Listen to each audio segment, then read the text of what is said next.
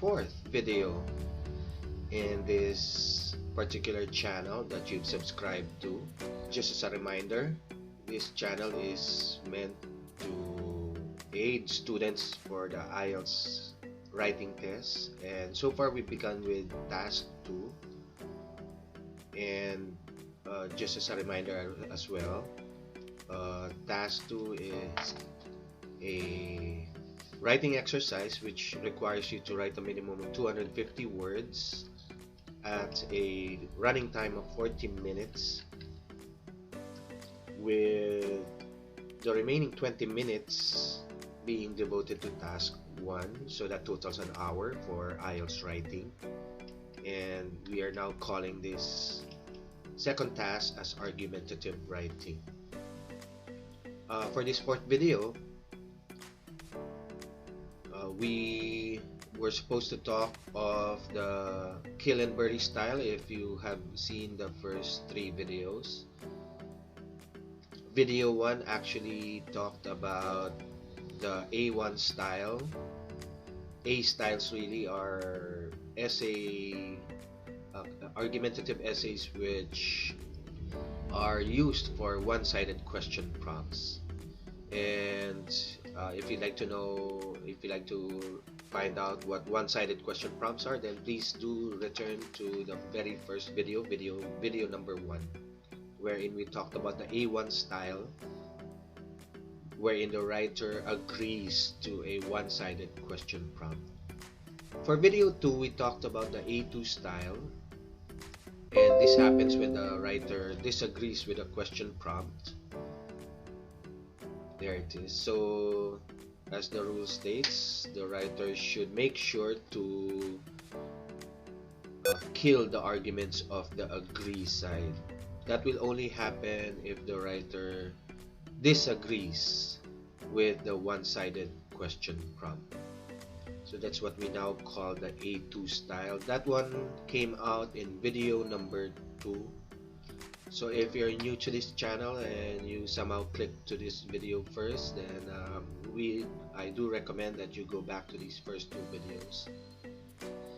Now for the third video, we had samples of an essay that scored a band 7.5 using the agree style, A1 style, and an essay that scored a band 7 using the kill style.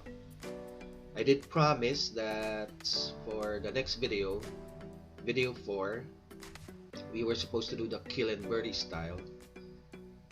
However, what I found out is, as I discussed the first video on the A1 style and the second video on the A2 style, and succeedingly exemplified with actual passer essays for the third video, I suddenly found myself with a lot of questions. So instead of talking about the kill and bury style, then we'll just devote this video for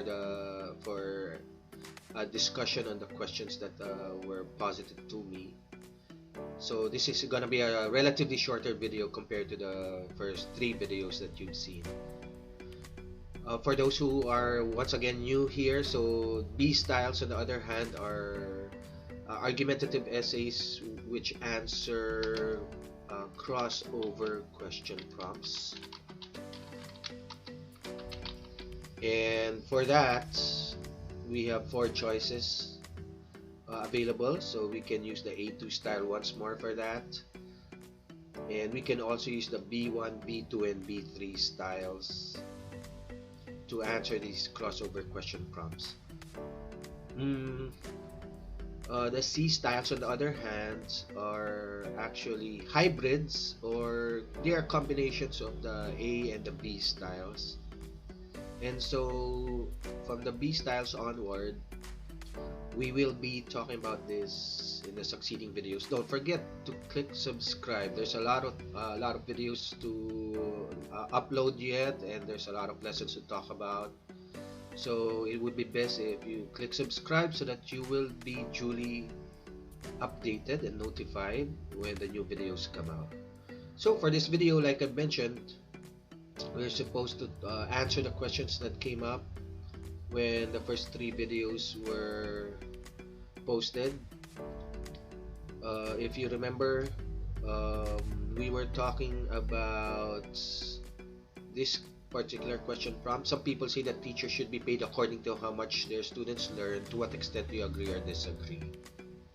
So this is clearly a one-sided question prompt, and so the only options for us to answer this question prompt is to use either of the A styles, either the A1 or the A2 style. So the cardinal rule there states that if the writer agrees with a one-sided proposition, then the writer may just choose to posit a number of arguments to defend one's agreement.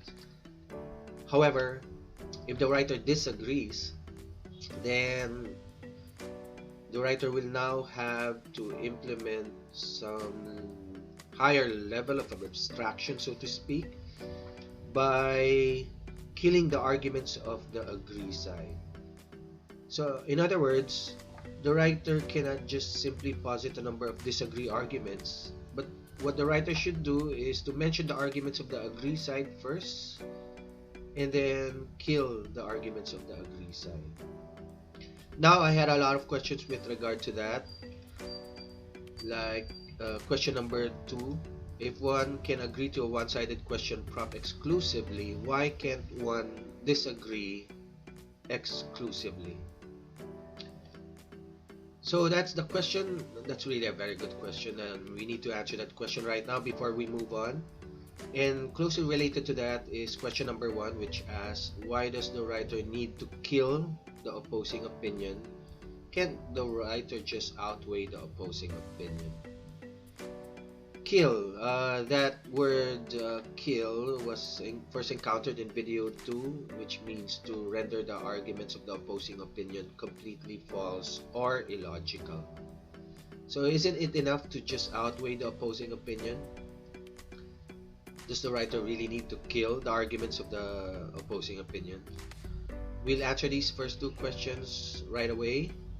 And then there's a third question which asks, in the essay on the internet, this was the actual band 7.5 essay that I showed you in video number 3.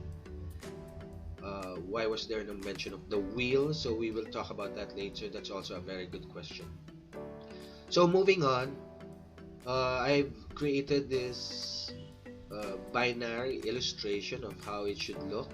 So when you are confronted with a one-sided question prompt, so now you are thinking to yourself that I can only implement the A styles. So if you agree with the one-sided question prompt, then you're over here. Then your essay is gonna look like something like this. Maybe you'll have your introduction, and then maybe you'll have your agree argument 1 and your agree argument 2. Optionally, you can have your agree argument 3 if you have something in mind as well and you have time for it. And then you proceed to conclude. So that is now what we call the A1 style, as discussed in the first video. There, let me just fix that.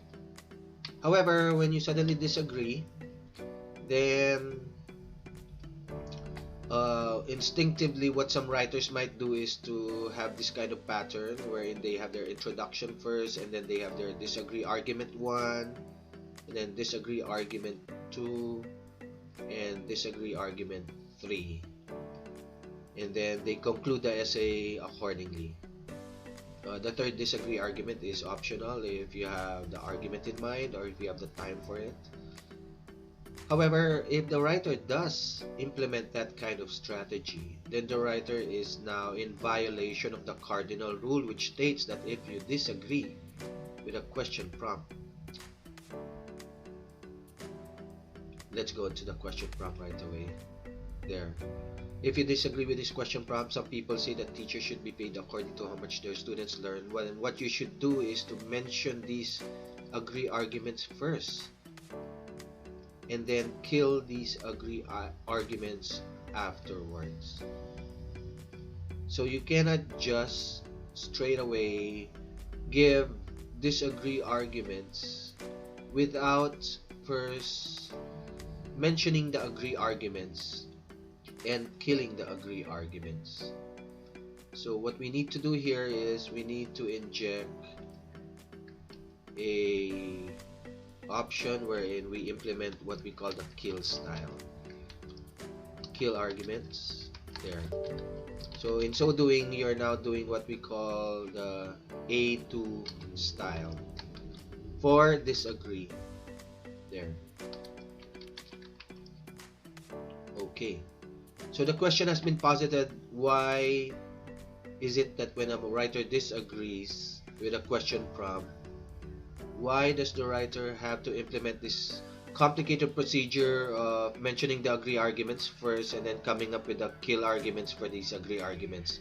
Well, the answer to that is really very simple, because the agree arguments are actually very explicitly stated and mentioned in the question prompt. There, you can see that over there. Some people say that teachers should be paid according to how much their students learn. These are actually agree arguments. So with these agree arguments, then what we can see is that if they are mentioned in the question prompt explicitly, then they should be in the essay explicitly as well. You cannot therefore ignore the arguments of the agree side just because you disagree with the said question prompt. So that being said, if you do disagree with a question prompt, then what happens now is that you may posit your disagree arguments if you want to, but do not forget that the cardinal rule states that you should mention the agree arguments as well and kill these agree arguments afterwards. So what happens if you successfully kill the agree arguments? There, then you're now performing the A2 style. And then you follow up with your own disagree arguments afterwards. Then that is now what we call the kill and bury style. And that is going to be the subject of our next video, which was supposed to be today, but I decided to just devote this video for the discussion of the kill and bury style. There. So hopefully that answers the very first, the second of the three most frequently asked questions. When you disagree with a one-sided question prompt, why should a writer be obligated to mention the agree arguments and kill them afterwards? Again, the answer is the agree arguments are explicitly stated, so they should be explicitly discussed in the essay as well. That is really a new cardinal rule, so to speak. Everything that's in the question prompt should be duly expounded, expanded, explained, and elaborated in the essay. So remember, we had a first cardinal rule. Okay, so let's just fix that. We had a cardinal rule which we were discussing earlier with regards to the one-sided question prompts. So maybe we can call this cardinal rule number 1. If the writer agrees with a one-sided proposition, then the writer may just choose to posit a number of arguments to defend one's agreement. However, if the writer disagrees with a proposition, then he or she should not forget to kill the arguments of the agree side. Then add to that, we now have cardinal rule number 2. Everything that's in the question prompt should be duly expounded, expanded, explained, and elaborated in the essay. The first of the most frequently asked questions did ask, why was there a necessity to kill the arguments of the agree side? Here. This was discussed in video 2, the kill argument. So just to remind everybody, to kill an argument is to render that argument completely false or illogical. The question was, isn't it enough to outweigh the arguments of the opposing side? Well, the answer is, like I said, these strategies are proven and it's been a result of years of research. And what I've noticed is that if students do try to outweigh the opposing opinion, sometimes it works, sometimes it doesn't. So the outweigh is really, it's really not very reliable as an argument. So instead of outweighing the opposing opinion, then you might as well just, for certainty, just kill the argument of the opposing side. Render the argument of the opposing side completely false or illogical. I hope that answers that question. Sometimes it works, sometimes it doesn't. So I'd rather teach something that works all the time. So officially, I am now discouraging all students from attempting to outweigh the opposing opinion, and I am encouraging students to only kill the arguments of the opposing side. Okay, we now have two cardinal rules. Now the third question was asking about the essay that scored a 7.5, and this is what the question was referring to. This one was a 7.5 from way back 2017, October 14, 2017. So this is the band 7.5 essay. This was shown in video number 3. There are several inventions in human history, such as the wheel. Some people believe that the internet is the most important invention. To what extent do you agree or disagree? What the writer did here is to posit 3 arguments in defense of her opinion, agreeing to the question prompt. So that's her introduction. This was her first argument, that the internet is used to enhance communication there. And then this is her second argument. Another reason is the internet widens a person's knowledge there. That's the second argument. And then the writer had a third argument where she mentioned that the internet eliminates cultural barriers. And after having posited those 3 agree arguments, the writer proceeded to conclude the essay accordingly, and in the process scoring a 7.5. What the writer did here, therefore, is what we call the A1 style, wherein she just agreed to the one-sided proposition. And since there's no disagreement to the proposition, then there was no need to perform any other complex argumentative procedures such as the kill. And the question now was posited as to why the writer did not mention anything about the wheel. So I believe that the answer to that question is the wheel is really only meant to be as an example here, and it's not meant to be the central line of argumentation at all. So if the writer had, for example, discussed the wheel extensively in this essay in comparison with the internet, then that writer is now arguing off topic, and I'm sure that writer would have scored a 6.5. So the intelligent thing for the writer to have done is to have recognized that the wheel was only mentioned here as an example, rather than something that would be the central line of argumentation. The essay should indeed just talk about the internet and maybe mention the wheel as an example alone, not as the main topic of discussion. So I hope that answered that third question. And there. So some people say that teachers should be paid according to how much their students learn. So this is the essay that we did once again for the first and second video. So again, just as a reminder, this is how we did the first video, the A1 style, wherein we just posited the agree arguments. However, since we disagreed with the question proposition, then we now had to implement the A2 style over here. So we first mentioned the agree arguments, and then we proceeded to kill each and every one of these agree arguments. If you want to see how that worked, then please proceed to video 2, and you will see how that looked like in an essay. So for the next video, we're now about to do the kill and birdie style. So what will happen with the kill and birdie is you will now have birdie arguments over here, and You can have one birdie argument or two or three depending on how much time you have, and so some writers really do manage to write such long essays. But since there's so many arguments for us to do in that kill and birdie essay, then what we will do is something more concise, and I'll show you how that's gonna look like.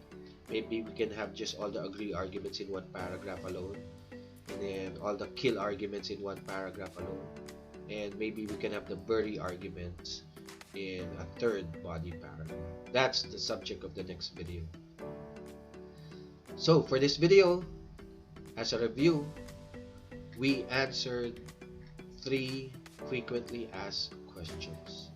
Why does the writer need to kill the opposing opinion? Can't the writer just outweigh the opposing opinion? So I did say that the outweigh is a soft argumentative strategy, that the best option really is for you to kill the opposing opinion, because the outweigh sometimes works, sometimes it doesn't. And if one can agree to a one-sided question prompt exclusively, why can't one disagree exclusively? So the answer to that question is, when you disagree with a question prompt, then you will have to perform the two-step process of first mentioning the agree arguments and then killing the agree arguments afterwards. And the reason behind this is the agree arguments are explicitly cited in the question prompt, as you can see over here.